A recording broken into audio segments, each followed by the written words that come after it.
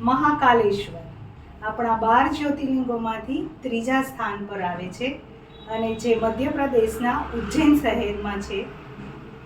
ડર નહીં મને કોઈ કાલનો, કેમ કે હું ભક્ત છું મહાકાલની। હર હર મહાદેવ। કહેવાય છે કે મહાકાલ એમની શૃંગાર આરતીમાં ભસ્મ આરતી અને શૃંગાર આરતી માટે ખૂબ જ પ્રખ્યાત છે અને મહાકાલ એક જ એવા છે કે જે દક્ષિણમુખી છે। જય મહાકાલ। ઓમ નમઃ શિવાય। ઓમ નમઃ શિવાય।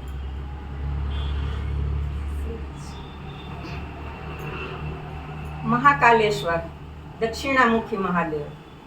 લગભગ શિવલિંગ બધા ઉત્તરાભિમુખ હોય છે, પણ મહાકાલનું શિવલિંગ છે એ દક્ષિણાભિમુખ છે।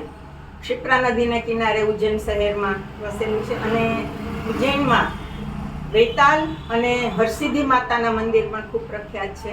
મહાકાલેશ્વરની આરતી વિશે તો સોનલે કહ્યું।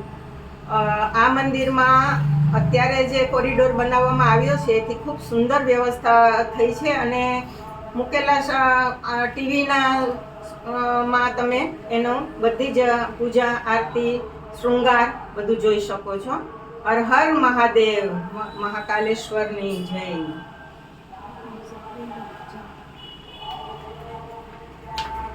આપણા પુરાણોમાં મહાકાલેશ્વર એ હનુમાનજીના રૌદ્ર સ્વરૂપને નામ આપ્યું છે સ્વયં મહાદેવે।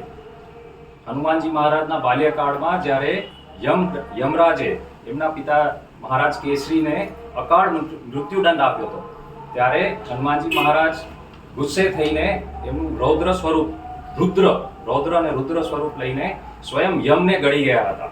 એ વખતે સ્વયં મહાદેવ પ્રગટ થયા હતા અને હનુમાનજી મહારાજને શાંત કર્યા હતા અને એ વખતે એમણે હનુમાનજી મહારાજને નામ આપ્યું હતું કે હે મહાકાલેશ્વર। એ નામથી એ વખતે પ્રખ્યાત થયા હતા। હર હર મહાદેવ। હર હર મહાદેવ।